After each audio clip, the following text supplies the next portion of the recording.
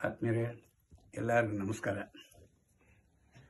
ಇವತ್ತಿನ ದಿನ ನಾನು ಜ್ಯೋತಿಡದಲ್ಲಿ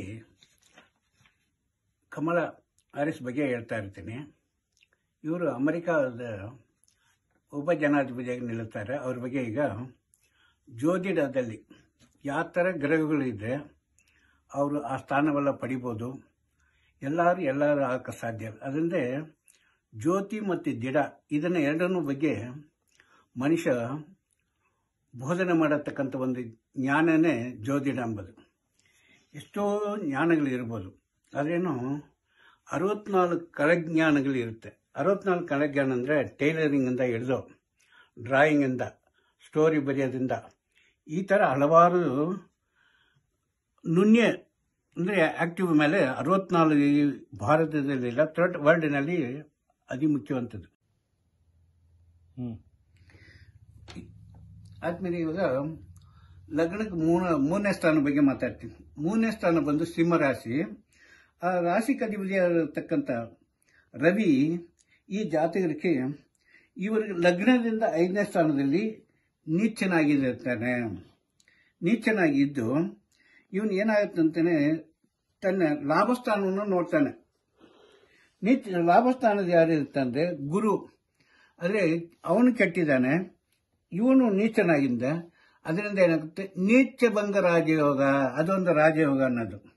ಏಕೆಂದರೆ ಈ 3ನೇ ಸ್ಥಾನ ಧೈರ್ಯ ಮತ್ತು ಸಹೋದರ. ಏಕೆಂದರೆ ಯಾರೊಬ್ಬರಿಗೆ ಸಹೋದರಗಳು ಹೆಚ್ಚಿಗೆ ಇದ್ರೆ ಅವನಿಗೆ ಜನಬಲ ತುಂಬ ಇದೆ ಅಂತ. ಯಾಕೆಂದರೆ ಅವ್ರ ಕುಟುಂಬದವರೇ ಅವನಿಗೆ ತುಂಬ ಸಪೋರ್ಟ್ ಆಗಿ ಬರ್ತಾರಲ್ಲ. ಅದರಿಂದ ಒಬ್ಬನಿಗೆ ಧೈರ್ಯ ಬರಬೇಕಂತೆ ಅವನ ಜನಬಲದ ಮೇಲೆ. ಒಬ್ಬ ರಾಜಕೀಯ ನಿಲ್ಲಬೇಕಂದ್ರೆ ಜನಬಲದಿಂದನೇ ಒಂದು ಯಾವುದೇ ಸಾಧನೆ. ಈಗ ಜ್ಯೋತಿಷರು ಇವ್ರನ್ನ ನೋಡಕ್ಕೆ ತುಂಬಾ ಜನ ಇದ್ರೆ ಮಾತ್ರ ಜ್ಯೋತಿಷರಿಗೆ ವ್ಯಾಲ್ಯೂ ಬರೋದು. ಇವ್ನು ಹೇಳೋ ಮಾತುಗಳು ನಡೆದ್ರೆ ಮಾತ್ರ ಜ್ಯೋತಿಷರಿಗೆ ವ್ಯಾಲ್ಯೂ ಇರುತ್ತೆ. ಹಾಗೆ ಜನಬಲನೋ ಜಾತ್ರೆ ಬಲನೋ ಅಂತ ಅಂದ್ರೆ ಮಾನವನಿಗೆ ಬುದ್ಧಿ ಮೇಲೆ ಇರುತ್ತೆ. ಇವ್ರ ಧೈರ್ಯಕಾರನ ಬಗ್ಗೆ ಇರುತ್ತೆ. ಅದರಿಂದ 3ನೇ ಯಾರು ಇರ್ತಂದ್ರೆ ಇವರಿಗೆ ಶತ್ರುಕ್ ಅಧಿಪತಿಯಾಗಿರತಕ್ಕಂಥ 6ನೇ ಮನೆಗೆ ಅಧಿಪತಿನು ಮತ್ತು 11ಕ್ಕೆ ಅಧಿಪತಿ ಅಂತ ಕುಜ ಇರುತ್ತಾನೆ. ಜ್ಯೋತಿಡದಲ್ಲಿ 12 ಮನೆಗಳಿರುತ್ತೆ. ಮೇಷದಿಂದ ಮೀನ ತಂಗ ಒಂದೊಂದು ಮನೆಯಲ್ಲಿನೂ ಅದಕ್ಕಾಗ ಒಂದು ಸ್ವಂತ ಮನೆ ಅಧಿಪತಿ ಇರುತ್ತಾರೆ. ಆ ಮನೆಗೆ ಅಧಿಪತಿ ಅಂತ. ಕೆಲವು ಟೈಮ್ನಲ್ಲಿ ಆ ಮನೆಯಲ್ಲಿ ಬೇರೆಯವರು ಬಂದು ಕೂತಿರ್ತಾರೆ. ಅದು ಹೇಗೆಂದ್ರೆ, ಈಗ ಪೊಲೀಸ್ನವ್ರು ಹೋಗಿ ಒಂದು ಪವರ್ ಸ್ಟೇಷನಲ್ಲಿ ಕೂತ್ಕೊಳ್ಳೋದು. ಪವರ್ ಸ್ಟೇಷನಲ್ಲಿ ಇರೋನು ಬಂದು ಒಂದು ಪೊಲೀಸ್ ಸ್ಟೇಷನಲ್ಲಿ ಬಂದು ಕೂತ್ಕೊಂಡು ಅವನ ಅಧಿಕಾರ ಚಲಿಸೋದು. ಹೇಗೆಂದ್ರೆ, ಪವರ್ ಸ್ಟೇಷನಲ್ಲಿ ಇರೋನು ಪೊಲೀಸ್ ಸ್ಟೇಷನ್ ಬಂದು ಸ್ವಲ್ಪ ಮೇಂಟೈನ್ ಮಾಡ್ಬೋದು. ಅಲ್ಲ, ಪೊಲೀಸ್ ಸ್ಟೇಷನಲ್ಲಿ ಇರೋರು ಹೋಗಿ ಪವರ್ ಸ್ಟೇಷನಲ್ಲಿ ಕೂತ್ಕೊಂಡ್ರೆ ಅವ್ರಿಗೆ ಅಷ್ಟು ಮೇಂಟೈನ್ ಮಾಡೋಕ್ಕೆ ಸಾಧ್ಯವೇ ಇಲ್ಲ. ಪವರ್ ಸ್ಟೇಷನ್ದೇ ಎಲೆಕ್ಟ್ರಿಸಿಟಿ ಪವರ್ ಸ್ಟೇಷನಲ್ಲಿ. ಹಾಗೆ ಜ್ಯೋತಿಷನಲ್ಲಿ ಬಂದು ಒಂದು ಗ್ರಹ ಬಂದು ಮತ್ತೊಂದು ಮನೆಯಲ್ಲಿ ಕೂತ್ಕೊಂಡ್ರೆ ಅದಕ್ಕೆ ಎಷ್ಟು ಪವರ್ ಇದೆ, ಅದು ಏನೆಲ್ಲ ಮಾಡಬಲ್ಲ, ಏನೆಲ್ಲ ಅದು ಸಾಧನೆ ಮಾಡಬಲ್ಲ ಹಾಗೆ ಅಂತ ಹೇಳಿ. ಯಾಕಂದರೆ ಇವ್ರ ಜಾತಕದಲ್ಲಿ ಬಂದು ಮೇಷದಿಂದ 3ನೇ ಮನೆ ಮಿಥುನ ಲಗ್ನ ಇರುತ್ತೆ. ಆ ಲಗ್ನಕ್ಕೆ ಅಧಿಪತಿ ಆಗಿರತಕ್ಕಂಥವ್ರು ಬಂದು ಆ ಮನೆಗೆ ಅಧಿಪತಿ ಬುಧ. ಅವನು ಇವ್ರಿಗೆ 5ನೇ ಮನೆಯಲ್ಲಿ ಕೂತಿರ್ತಾನೆ. ಈ ಮನೆಯಲ್ಲಿ ಬಂದು ಯಾರಂದ್ರೆ ಅಷ್ಟಮಾಧಿಪತಿ ಭಾಗ್ಯಾಧಿಪತಿ ಇರತಕ್ಕಂಥ ರಾಹು ಬಂದು ಕೂತಿರ್ತಾನೆ. ಈ ರಾಹು ಕೂತಿರೋದು ಅಮೂಲ್ಯವಾದ ಪವರ್. ಯಾಕೆಂದ್ರೆ ಭಾಗ್ಯಾಧಿಪತಿ ಅಷ್ಟಮಾಧಿಪತಿ. ಮಿಥುನ ಲಗ್ನದಿಂದ 4ನೇ ಸ್ಥಾನ ಬಂದು ಕನ್ಯೆ. ಆ ಕನ್ಯೆನಲ್ಲಿ ಯಾರಿರ್ತಂದೇನೆ ನೀಚನಾಗಿ ಶುಕ್ರ ಇರ್ತಾನೆ. ಅವನು ನೀಚನಾಗಿದ್ದನು ಅವನ ದೃಷ್ಟಿಯಲ್ಲಿ ನೋಡ್ತಾ ಇದ್ದೇನೆ. ಅವನ ಕರ್ಮಸ್ಥಾನವನ್ನು ನೋಡ್ತಾ ಇರ್ತಾನೆ. 7ನೇ ಅಂದ್ರಲ್ಲ, ಲಗ್ನಕ್ಕೆ 10ನೇ ಮನೆಯನ್ನು ನೋಡ್ತಾನೆ. ಆ 10ಕ್ಕೆ ಅಧಿಪತಿ 11ರಲ್ಲಿ ಇದ್ದಾನೆ. ಇದೊಂದು ವಿಶೇಷ ಏನಂದ್ರೆ, ಇವನು 4ನಲ್ಲಿ ಬಂದು ಒಬ್ಬ ಮನೆ ವಾಹನ ಭೋಜನ ಕೀರ್ತಿ ಸರ್ವಗೂ ಈ 4ನೇ ಸ್ಥಾನ ಬಹಳ ಅಮೂಲ್ಯ. ಅವನು ಯಾವ ಥರ ಎಲ್ಲ ಎಂಜಾಯ್ ಮಾಡ್ಬೋದು, ಯಾವ ಥರ ಮನೆಗಳೆಲ್ಲ ಕಟ್ಬೋದು, ಯಾವ ಥರ ರಾಜನಾಗಿ ಬಾಳ್ಬೋದು, ಬದುಕ್ಬೋದು ಅನ್ನೋಕ್ಕೆ ಇದೊಂದು ವಿಶೇಷ. ಈ ವಿಶೇಷತನ ಜಾತಕದಲ್ಲಿ ಏನಾಗುತ್ತಂದ್ರೆ, ಈ ಥರ ಒಂದು ನೀಚನಾದ್ರೂ ಅದಕ್ಕೆ ನೀಚನಾದ್ರೂ ಇವನಿಗೆ ಪವರ್ ಬಂದು ಬೇರೆ ಗ್ರಹಗಳು ಯಾವುದು ನೋಡೋದು ಅಂದರೆ ಬೇರೆ ಕೆಟ್ಟ ಗ್ರಹಗಳನ್ನ ದೃಷ್ಟಿ ಬೀಳ್ತಾ ಇಲ್ಲ. ಅದರಿಂದ ಇವರಿಗೆ ಬಹಳ ಅಮೂಲ್ಯವಾದ ಜಗತ್ತೇ ಆಳತಕ್ಕಂಥ ಜಗತ್ತು ಸಂತರನ ಅನುಭವಿಸ್ತಕ್ಕಂಥ ಹಲವಾರು ದೇಶಗಳ ಸುತ್ತಿ ತನ್ನ ಹೆಸರಿನ ಕೀರ್ತಿನ ಹಂಚ್ಕೊಳ್ಳೋಂಥ ಮನೋಭಾವನೆ ಈ ಜಾತಕರಿಗಿರುತ್ತೆ. ಇದು ಬಿಟ್ಟರೆ ಈಗ ಹೇಳ್ತಾ ಇರೋದು 5ನೇ ಮನೆ. ಮಿಥುನ ಅಂತ 6ನೇ ಸ್ಥಾನ ಬಂದು ವೃಶ್ಚಿಕ. ಈ ಸ್ಥಾನವನ್ನು ಏನಾಗುತ್ತಂದ್ರೆ 6ನೇ ಸ್ಥಾನ ರೋಗ ಸ್ಥಾನ, ವಿರೋಧ ಸ್ಥಾನ, ಶತ್ರುಗಳ ಸ್ಥಾನ. ಈ ಶತ್ರು ಸ್ಥಾನವನ್ನು 3ನೇ ಸ್ಥಾನದಿಂದ ಕುಜ ತನ್ನ ಸ್ವಂತ ಮನೆ ನೋಡ್ತಾನೆ. ಇದು ಒಂದು ಮಹಾಭಾಗ್ಯ ಯೋಗ. ಏಕೆಂದರೆ ಒಬ್ಬ ರೌಡಿಯು, ಒಬ್ಬ ಪೊಲೀಸ್ನವರು ತನ್ನ ಮನೆಯಲ್ಲಿ ಅವನ ಅಧಿಕಾರ ಚಲಾಯಿಸೋಕ್ಕಾಗಲ್ಲ. ಬೇರೆ ಕಡೆ ಅವನ ಅಧಿಕಾರ ಚಲಾಯಿಸಬಹುದಾಯ್ತು, ತನ್ನ ಮನೆಗೆ ಅವರ ಅಧಿಕಾರ. ಯಾಕೆಂದರೆ ಆ ಮನೆನ ಆ ಕುಜನೇ ನೋಡ್ತಾ ಇರ್ತಾರೆ. 4 ದೃಷ್ಟಿ ಮತ್ತು 7, 8ನೇ ದೃಷ್ಟಿ ಕುಜನಿಗೆ. ಹಂಗೆ ನೋಡಕ್ಕೆ ಹೋದ್ರೆ 4ನೇ ದೃಷ್ಟಿಯಿಂದ ನೋಡೋದ್ರಿಂದ ಈ ರೋಗ ಆಗಲಿ ಶತ್ರುಗಳಾಗಲಿ ಏನೇ ಆದ್ರೂ ಚಾಲೆಂಜ್ ಆಗಿ ತಗೊಂಡು ಸಾಧನೆ ಮಾಡತಕ್ಕಂಥ ಒಂದು ಅಮೂಲ್ಯವಾಗಿದೆ. ಅದೇ ಹೇಗೆಂದ್ರೆ ಜ್ಯೋತಿಷಿನಲ್ಲಿ ಪೊರುಂಜುಂ ಸಿಂಗத்தை ಕಂಡು, ಸಿಂಹನ ಕಂಡು ಕಾಡಿನಲ್ಲಿ ಸಿಂಹ ಪಡೆಯೇ ನಡುಂಗುವುದು ಪೋಲ, ಶತ್ರುಗಳ ಎದುರ್ಕೊಂಡು ಓಡೋಗ್ಬಿಡ್ತಾರೆ ಎಲ್ಲಾ ಪಕ್ಷಿ ಪ್ರಾಣಿಗಳು. ಸಿಂಹ ಅಂದ್ರೆ ಇರುಂದ ಶತ್ರುಗಳೆಲ್ಲ ಕೈ ಮುಗಿದು, ಇವ್ರಿಗೆ ಎಷ್ಟೇ ಶತ್ರುಗಳನ್ನು ಇವ್ರನ್ನ ಕೈ ಮುಗಿದು ಬೇಡಪ್ಪ ತಂಟೆ ತಗರಕ್ಕೆ ಹೋಗ್ಬೇಡ, ಇವ್ರು ಮಹಾ ಬಲಶಾಲಿ. ಅದರಂತ ಇವ್ರ ಶತ್ರುಗಳು ಇವ್ರನ್ನ ಏನು ಮಾಡೋಕ್ಕಲ್ಲ. ಇವ್ರ ಜೊತೆಗೆ ಮಿತ್ರಗಳಿಗೆ. ಈ 9ನೇ ಸ್ಥಾನ ಬಂದು ಪೂರ್ಯ ಪುಣ್ಯಸ್ಥಾನ, ಭಾಗ್ಯಸ್ಥಾನ ಅಂತ ಹೇಳಿದನ. ಇವ್ರಿಗೆ ಬಂದು ಈ ಭಾಗ್ಯಸ್ಥಾನ ಬಂದು ಶನಿ ಅಲ್ಲೇ ಇರುತ್ತಾನೆ. ಇದು ಅವನ ಸ್ವಂತ ಮನೆ. ಅದರಿಂದ ಜನಬೆಂಬಲ ಇವ್ರಿಗೆ ತುಂಬ ಇರುತ್ತೆ, ಭಾಗ್ಯ ಇರುತ್ತೆ. ಕಾರಣ ಅಂದರೆ ಇವ್ರಿಗೆ ಇರತಕ್ಕಂಥ ಎರಡನೇದು ಇದು ಕುಜ ಬೇರೆ ತನ್ನ ಧೈರ್ಯದಿಂದ ಈ ಭಾಗ್ಯಸ್ಥಾನತೆಯಿಂದ ಈ ಕಡೆ ಧೈರ್ಯಗಳು, ಮಾತು ಚಾತುರ್ಯ, ಪುಣ್ಯಸ್ಥಾನ, ಭಾಗ್ಯಸ್ಥಾನ ಇವೆಲ್ಲ ಸೇರಿಯಿಂದ ಇವರು ಒಂದು ದೊಡ್ಡ ರಾಜ ಆಗಂತ ಅರ್ಹತೆ ಇವರಿಗೆ ಖಂಡಿತ ಇರುತ್ತೆ. ಇವರು ಈಗಲೇ ರಾಜ ಥರನೇ ಬಾಳ್ತಾ ಇರ್ತಾರೆ ಇವ್ರ ಜೀವನದನ್ನೇ. ಏಕೆಂದರೆ ಇವರು ಹುಟ್ಟಿದೇ ಬುಧ ದೇಶನಲ್ಲಿ ಹುಟ್ಟಿರ್ತಾರೆ. ನಂತರ ಇವ್ರಿಗೆ ಈಗ ನಡೀತಾ ರಾಹು ದೇಶ. ರಾಹು ಬಂದು ಇವ್ರಿಗೆ ಯಾಕೆಂದರೆ ಅಷ್ಟಮ ಮತ್ತು 9ನೇ ಭಾಗ್ಯಾಧಿಪತಿ ದೇಶ. ಇವ್ರ ಲಗ್ನದಲ್ಲಿ ಇರೋದ್ರಿಂದ ಇವ್ರ ಭಾಗ್ಯಗಳು ಹಲವಾರು ಸಿಕ್ಕಿ ಇವ್ರ ರಾಜಕೀಯದಲ್ಲಿ ಕೀರ್ತಿ ಆಗಕ್ಕೆ, ಒಂದು ಭಾಗ್ಯ ಪಡೆಯೋಕ್ಕೆ ಇವಾಗ ಅವಕಾಶ ಬಂದಿದೆ. 10ನೇ ಸ್ಥಾನಕ್ಕೆ ಅಧಿಪತಿ ಗುರು ಈ ಜಾತಕರಿಗೆ ಬಂದು 11ನಲ್ಲಿ ಇರ್ತಾನೆ. ಅದೇ ಸ್ಥಾನ ಬಂದು 8ನೇ ಕುಜ ನೋಡ್ತಾರೆ ನೋಡಿ. ಈ ಥರ ಜಾತಕಗಳು ಕೋಟಿನಲ್ಲಿ ಒಬ್ಬರಿಗೆ ಇರುತ್ತೆ. ಎಲ್ರಿಗೂ ಈ ಥರ ಜಾತಕಗಳು ಇರೋದಿಲ್ಲ. ಏಕೆಂದರೆ ಈ ಕರ್ಮ ಇವ್ರಿಗೆ ಯಾವುದೇ ಜಾಬ್ ಸಿಕ್ಕಿರೋನು ಇವರು ಒಂದು ಹಚ್ಚಿದ ಮಟ್ಟೆ ಅಂದರೆ ಬೆಟ್ಟದ ಮೇಲೆ ಇಟ್ಟಿದ್ದ ದೀಪ ಥರ, ಅಥವಾ ಮಿಂಚಿರುತ್ತಲ್ಲ, ಅದು ಮಿಂಚಿ ಸ್ವಲ್ಪತ್ತೇ ಬೆಳಕಾದ್ರೂ ಎಷ್ಟು ಬ್ರೈಟ್ ಕೊಡುತ್ತೋ ಆ ಥರ ಇವ್ರ ಜೀವನ ಬ್ರೈಟ್ನೆಸ್ ಇರುತ್ತೆ. ಏಕೆಂದರೆ ಇಲ್ಲಿ ಕೇಂದ್ರದಿಂದ ಶುಕ್ರ ಬೇರೆ 7ನೇ ಸ್ಥಾನ ನೋಡ್ತಾ ಇರ್ತಾನೆ, ಈ ಕರ್ಮಸ್ಥಾನನು. ಅದರಿಂದ ಈ ನಾಟಕದವ್ರು ಮಿಂಚುತ್ತಾರೆ ನೋಡಿ, ಡ್ರಾಮಾ ಸ್ಟೇಜ್ನಲ್ಲಿ ಒಳ್ಳೆ ಕಳೆ ವಿದ್ಯಾಭ್ಯಾಸ ಬಂದು ಸ್ಟೇಜ್ನಲ್ಲಿ ಬಂದೇ ಜನ ಎಲ್ಲರೂ ಕೈತಟ್ಟಿ ಖುಷಿ ಪಡ್ತಾರೆ. ಹಾಗೆ ಇವರು ಒಂದೊಂದು ಕೆಲಸ ಮಾಡೋದ್ರಲ್ಲಿ ಜನಗಳು ಅಮೂಲ್ಯವಾದ ಒಂದು ಪವರ್ ತೋರಿಸಿ ಜಗತ್ತಿಗೆ ಮಿಂಚಿಬಿಡ್ತಾರೆ. ಈಗ 11ನೇ ಸ್ಥಾನ ಬಗ್ಗೆ ಹೇಳ್ತಾ ಇರ್ತೀವಿ. ಈ ಮೋಕ್ಷ ಸ್ಥಾನಾಧಿಪತಿ ಶುಕ್ರ ಇವ್ರಿಗೆ ಲಗ್ನಕ್ಕೆ ಕೇಂದ್ರ 4ನೇ ಸ್ಥಾನದಲ್ಲಿ ಇರ್ತಾನೆ. ಅದರಿಂದ ಇವ್ರ ಮೋಕ್ಷ ಕೊನೆಯ ತಂಗನು ಸಮಾಜಕ್ಕೋಸ್ಕರ ಸೇವೆ ಮಾಡಬೇಕಂತ ಮನೋಭಾವನೆ ಇರುತ್ತತ್ತು. ಇವ್ರು ಕೆಟ್ಟದ್ದು ಮಾಡಬೇಕಂತ ಮನೋಭಾವನೆ ಇರಲ್ಲ. ಕಾರಣ ಯಾಕೆಂದರೆ ನಾನು ಇವರಿಗೆ ಭಾಗ್ಯಸ್ಥಾನದಿಂದ ಶನಿ ಲಾಭಸ್ಥಾನವನ್ನು ನೋಡ್ತಾನೆ 3ನೇ ದಿಶಾಗಿ. ಅದರಿಂದ ಇವ್ರು ಎಷ್ಟೇ ಭಾಗ್ಯ ಪಡೆದನು ಆ ಭಾಗ್ಯವನ್ನು ಎಲ್ಲರಿಗೂ ಹಂಚಿಬಿಡ್ತಾರೆ. ಇವ್ರಿಗೆ ಬೇಕಾದ್ರೆ ಒಳ್ಳೆ ಹೆಸರು.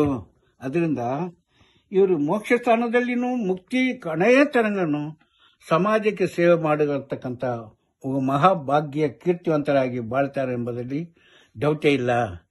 ನಂತರ ಈಗ ಇವರು ಇವರು ಹುಟ್ಟಿರೋದು ಬುಧವಾರದ. ಈ ಬುಧವಾರದಲ್ಲಿ ಹುಟ್ಟಿರೋರು ಯಾವ ತರ ಇರ್ತಾರೆ? ಅವರು ಮೆರ್ಕುರಿ. ಈ 11ನೇ ಸ್ಥಾನ ಬಂದು ಮೇಷ, ಅದರಲ್ಲಿ ಗುರು ಇರ್ತಾನೆ.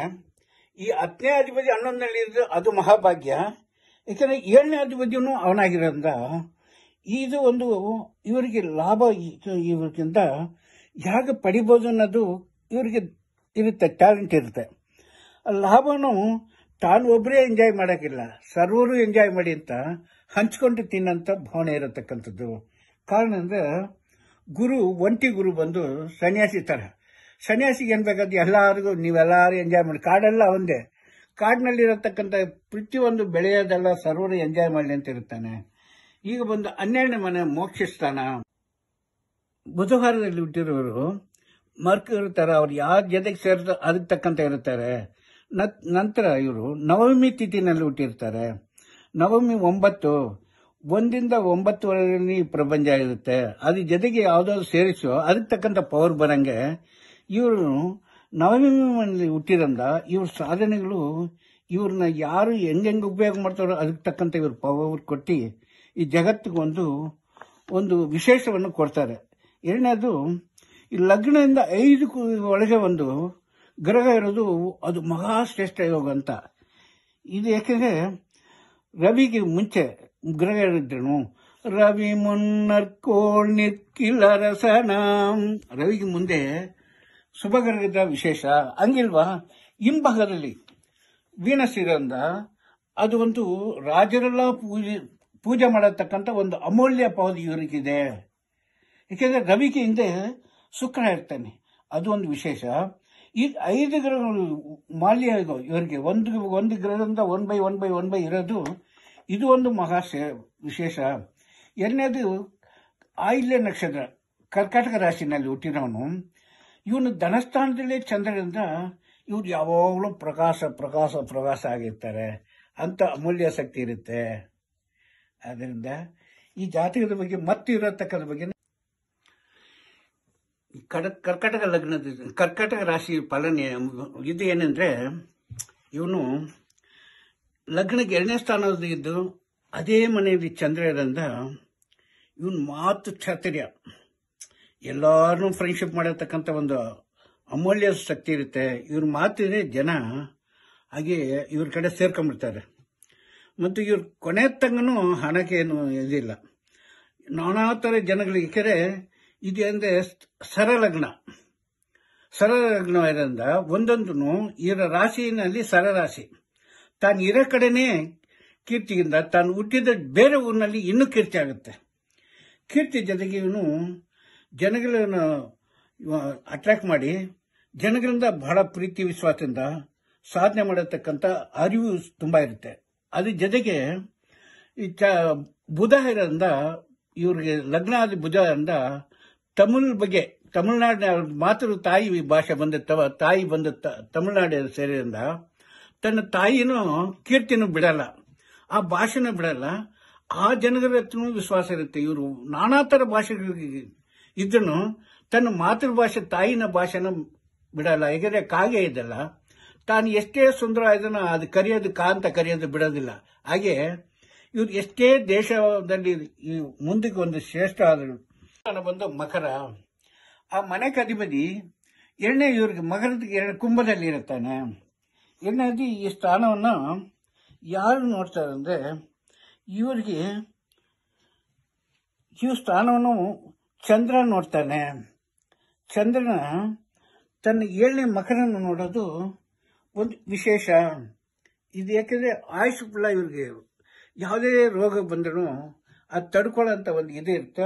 ಆಯುಷ್ ದೀರ್ಘಕ್ಕೂ ಇರುತ್ತೆ. ಕಾರಣ ಅಂದರೆ ಒಂದು ಮನುಷ್ಯನ ಆಯುಷು ನಿರ್ಣಯ ಮಾಡಬೇಕಂದ್ರೆ ಅವನು ಲಗ್ನದಿಂದ 3, 4, 5 ಒಳಗೆ ಶುಭಗ್ರಹದಿಂದ ಅವನ ಆಯುಷ್ ದೀರ್ಘ ಅಂತ ಹೇಳ್ಬೋದು.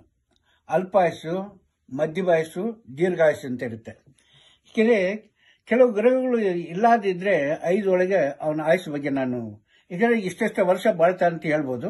ಅದರಲ್ಲಿ ಇವರಿಗೆ ಆಯುಷ್ ದೇವರಿಂದ ಶತ್ರುಗಳು ಇದ್ರೂ ಶತ್ರುಗಳು ಹಲವಾರು ಅಟ್ಯಾಕ್ ಮಾಡಿದ್ರು ಆ ಶತ್ರುವಿಂದ ಇವರು ಎಸ್ಕೇಪ್ ಆಗೋಕ್ಕೆ ದೇವರ ಅನುಗ್ರಹ ಇರುತ್ತೆ. ಈಗ 9ನೇ ಸ್ಥಾನ. ಈ 5ನೇ ಮನೆ ಬಂದು ಅಂದ್ರೆ ತುಲಾ. ಇದರಲ್ಲಿ ಏನಾಗಿರುತ್ತಾನೆ, ಬುಧನು ಮತ್ತು ರವಿನೂ ಇರ್ತಾನೆ. ಇದು ಒಂದು ಮಹಾಭಾಗ್ಯ ಯೋಗ, ಬುಧಾದಿತ್ಯ ಯೋಗ ಅಂತ. ಈ ಬುಧಾದಿತ್ಯ ಯೋಗ ಇರೋದು ಬಹಳ ಶ್ರೇಷ್ಠ. ಏಕೆಂದರೆ ಇದನ್ನ ಕಾರಣಗಳಾಗಿರ್ತಕ್ಕಂಥ ಯಾರಂದ್ರೆ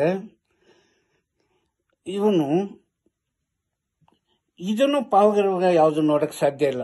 ಕಾರಣ ಅಂದ್ರೆ ಆದರೆ ಒಂದು ಯಾಕೆಂದ್ರೆ ಈ ಯೋಗಕ್ಕೆ ಪೂರ್ಯ ಜನ್ಮಾಧಿಪತಿ ಬಂದು ಕೇಂದ್ರಾಧಿಪತಿ ಇರೋದು ಬಹಳ ವಿಶೇಷ.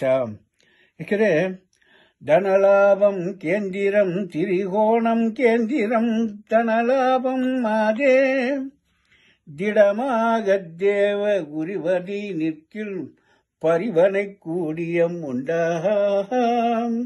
ಅಂದರೆ ಕೇಂದ್ರ ಸ್ಥಾನದಲ್ಲಿ ಧನಸ್ಥಾನದಲ್ಲಿ ಶುಭಗ್ರಹ ಇದ್ರೆ ಅದು ಮಹಾಭಾಗ್ಯ. ಅದರಿಂದ ಇವರಿಗೆ ಈ 5ನೇ ಸ್ಥಾನ ಅವ್ರ ಹಿಂದಿನ ಜನ್ಮದ ಮಾಡಿದ ಪುಣ್ಯ ಫಲದಿಂದ ಹಿಂದಿನ ಜನ್ಮ ಬಗ್ಗೆ ಹೇಗೆ ತಿಳ್ಕೊಳ್ಳೋಕಂದ್ರೆ, ಒಬ್ಬ ಸ್ಕೂಲ್ಗೆ ಹೋಗ್ತಾನೆ. ಎಲ್ಲ ಸ್ಟೂಡೆಂಟು ಒಂದು ಸ್ಕೂಲ್ನಲ್ಲಿ 50 ಸ್ಟೂಡೆಂಟ್ ಇರ್ತಾನೆ. ಒಬ್ಬ ಮಾತ್ರ ಫಸ್ಟ್ ರ್ಯಾಂಕ್ ಬರ್ತಾನೆ. ಬಾಕಿ 50 ಸ್ಟೂಡೆಂಟು ಒಂದೇ ಟೀಚರು, ಒಂದೇ ಕ್ಲಾಸ್ ರೂಮು, ಒಂದೇ ಬುಕ್. ಆದರೆ ಒಬ್ಬ ಮಾತ್ರ ಬರೀದ್ರೆ ಫಸ್ಟ್ ರ್ಯಾಂಕ್ ಬರ್ತಾನೆ, ಬಾಕಿ ಬರಲ್ಲ. ಅಂದರೆ ಅವನು ಇವರುடைய டேட் ஆஃப் பர்த் 28/10/1964. மொத்தம் கூட்டினா 4 வரும். ஆரம்ப டேட் கூட்டினாக்கா 1 வரும். இந்த 1 எப்பவுமே ரொம்ப பவர்ஃபுல்லாக இருந்தது. அதாவது 4ஆம் இடமும் பவர்ஃபுல்லாக இருந்தது. இவன் இந்த அம்மா பிறந்து வந்து புதன்கிழமை, 2வது நவமி. அதாவது இந்த உலகத்தில் பிரித்தி ஒன்றும் ஆரம்பம் 1 முதல் 9க்குள்ளே அடங்குகிறது என்பது தாற்பயம். அதே மாதிரி அந்த நவமியில் பிறந்தவங்க வாழ்க்கையில் ஒரு சாதகராகவே இருக்கக்கூடும். 2வது எனக்கு இந்த ஜாதகர் வந்து கடக லக்னம், கடக ராசி, மிதுன லக்னம், ஆயில்ய நட்சத்திரம். இந்த ஆயில்ய நட்சத்திரம் பிறந்தவர் எப்பவுமே சாமர்த்தியம் நிறைய இருப்பாங்க. கடகடந்து போகிறது ரொம்ப விருப்பம். ஜனங்களை அட்ராக்ஷன் பண்ணக்கூடிய தனித்திறமை இருக்கும். யாருக்கும் பயப்பட மாட்டாங்க. தாய் தந்தைகளுக்கு பிரியமுள்ளவர், நல்ல இது உள்ளவரும், புத்தியும் ரொம்ப பேச்சு திறமையும், எல்லாரும் கவரக்கூடிய ஒரு விருப்பம் உள்ளவர். எல்லாரையும் நேசித்து அன்பா பழகி தன் காரியத்தை சாதிக்கக்கூடியவராக இருப்பார். 2வது கடக ராசியில் பிறந்த சந்திரன் ஆயில்ய நட்சத்திரம் பிறந்தவர். பல பேர்களை காட்டிலும் குதிரை ரேஸ் மாதிரி, அதாவது ஓடக்கூடிய குதிரைகள் பல. இப்ப பேசுறது வந்து இந்த 4ஆம் இடம் வந்து கன்னி. இந்த ஜாதகத்துக்கு வந்து கன்னி வந்து அதில் வந்து சுக்கிரன் 4ஆம் இடம் வந்து தாய் ஸ்தானம் கொண்டும், அவருடைய பெட்ரூம் ஸ்தானம் கொண்டும், அவருடைய வாழ்க்கை ஸ்தானம் கொண்டும், அவர் வாழ்க்கையில் எப்படியெல்லாம் வாழணும் நினைக்கப்பார் என்பதும், மற்றவர்களும் எப்படி இருப்பார் என்பதும், இந்த 4ஆம் இடத்துக்குடைய வீனஸ் பகையா இருப்பதால் இந்த ஜாதகர் வந்து பணத்து அதிபதி 2ஆம் இடத்தில் இருக்கின்றால் 4ஆம் இடத்தை வைத்து இந்த ஜாதகருக்கு எது இருந்தாலும் வாழ்க்கையில் தனக்கு போதுமன்ற ஒரு மனஸ்பார்மை இருக்கும். காரணம் என்றால் இந்த ஜாதகருக்கு வாழ்க்கையில் வந்து எனக்கு பகையா இருக்கின்ற சுக்கிரனால் இவர் எதை பற்றியும் அதிகமாக ஆசைப்படுவதற்கு தேவையில்லை. ஏன்னா கடவுள் இவருக்கு போதுமன்ற மனப்பான்மை உள்ளதால் இவர் வாழ்க்கையில் எல்லாம் கடவுள் இவருடைய பூர்வ 4 கூடவன் அதே வீட்டில் 4 கூடவன் இந்த ஜாதகருக்கு 5ஆம் இடத்தில் இருப்பதால் பூர்வ புண்ணிய ஸ்தானத்தால் இவர் எதை நினைக்கின்றாரோ அதை எல்லாம் படையக்கூடிய ஒரு தெய்வ அனுகிரகம் இவருக்குள்ளதால் இந்த 4ஆம் இடம் பற்றியும் தாய் பற்றியும் இவர் 4 கூடவனாகிய தாய் வந்து பிறப்பொரு இடம், வளப்பொருளும், வாழ்க்கை ஒரு இடம் இருக்கும். ஏன்னா இந்த தாய் 4ஆம் இடத்துக்குடைய 2வது புதனா இருக்கின்றால் இந்த 4ஆம் இடத்துக்குடையவன் 5ஆம் இடத்தில் இருப்பதால் இவர் தமிழ் ஆர்வம் அதிகம் நிறைந்தவராகவும், இவர் தாயும் தமிழ் பற்று நிறைய கடைசி வரை பற்றுள்ளவராகவும். 5ஆம் இடம் லக்னத்துக்கு 5ஆம் இடம் வந்து சுக்கிரனுடைய வீடு. அந்த சுக்கிரன் வந்து 4ஆம் இடத்தில் அமைஞ்சிருக்கின்றான். அதாவது இந்த 5ஆம் இடத்தில் புத்திரஸ்தானம் என்றும் பூர்வ புண்ணியஸ்தானம் என்றும் சொல்லலாம். இந்த இடத்தில் வந்து புதனும் ரவியும் சேர்ந்திருப்பது ஒரு மகாபாகியம். அதாவது புத ஆதித்ய யோகன்றது. இந்த புதனும் ரவி சேர்ந்த 180 பாகம் 90 பாகம், அதாவது சயின்டிஸ்டுகளாகவும் டாக்டர்களாகவும் ரிசர்ச் மைண்ட் உள்ளவர்களாகவும் அதிகமாக இருப்பார்கள். ஏன்னா இது ஒரு மகாபாகிய யோகத்தை உடையவன் புதன். இரண்டாவது, லக்னாதிபதியும் கேந்திராதிபதியும் இருப்பதனால் இந்த புதன் இந்த ஜாதகருக்கு எந்த ஒரு யோகத்தை கொடுக்கக்கூடியவன் என்றால், குரு பகைப்பற்று பார்த்தாலும் 7ஆம் பார்வை பெற்றாலும் இந்த வீட்டுக்குடையவன் புத ரவியா இருப்பதனால் அங்கு குருவுடைய ஆதிக்கம் குறையும். இந்த 4ஆம் இடத்தில் இருக்கின்ற சுக்கிரன் இவருக்கு பூரிய ஜன்ம புண்ணியத்தினால் 4ஆம் இடத்து கேந்திரத்தில் அமைப்பதே ஒரு விசேஷம். அதனால் இந்த ஜாதகர் தன் வாழ்க்கையில் தன்னுடைய பூரிய புண்ணிய செய்த பலத்தால் ஒரு சகல பாக்கியம் கொண்டு தன் வாழ்க்கையை ஒரு நிலையான ஜெகத்திற்கு அளிப்பார் என்பதில் சந்தேகமில்லை. இதனால் அடுத்தது 5ஆம் இடம் 64 ಕಲಜ್ಞಾನಗಳಲ್ಲಿ 5 ಬಹಳ ಅಮೂಲ್ಯವಾದದಂದರೆ ತಾನು ಸುಖಪಟ್ಟು ಮತ್ತೊಬ್ಬರನ್ನು ಸುಖ ಮಾಡತಕ್ಕಂಥದ್ದು ಕಲೆ. ಅದು ಯಾವುದಂದರೆ, ಒಂದು ನಾಟ್ಯದ ಸಿನಿಮಾ ಇರ್ಬೋದು, ಡ್ಯಾನ್ಸ್ ಇರ್ಬೋದು, ಮ್ಯೂಸಿಕ್. 3ನೇದು ಆರ್ಟ್. 4ನೇದು ಸ್ಟೋರಿ ಬರೆಯೋದು. 5ನೇದು ಮ್ಯೂಸಿಕ್. 5ನೇದು ಜ್ಯೋತಿಷ. ಇದು 5 ತಾನು ಸುಖಪಟ್ಟು ಮತ್ತೊಬ್ಬನು ಇವನ ಜೀವನ ಅಂತಿಮ ತನಕ ಸೊಗಸಾಗಿ ಬಾಳ್ಬೇಕಂತ ಈ 5 ಜನಗಳು ಇರ್ತಾರಲ್ಲ, ಇವ್ರ ಜೀವನ ಸದಾ ಸರ್ವಕಾಲ ಅಂತಿಮ ತಕ್ಕ ತಾನು ಸುಖಪಟ್ಟು ಮತ್ತೊಬ್ಬನು ಸುಖವಾಗಿರತಕ್ಕಂಥ ಹಂತದಲ್ಲಿ ಜ್ಯೋತಿಡ ಬಗ್ಗೆ ನಾನು ಇವತ್ತು ಹೇಳ್ತಾ ಇರೋದು. ಇದು ಅಂದರೆ ಕಮಲಾ ಹ್ಯಾರಿಸ್ ಅಮೆರಿಕಾದ ಬಗ್ಗೆ ಹೇಳ್ತಾ ಇದ್ದೀನಲ್ಲ.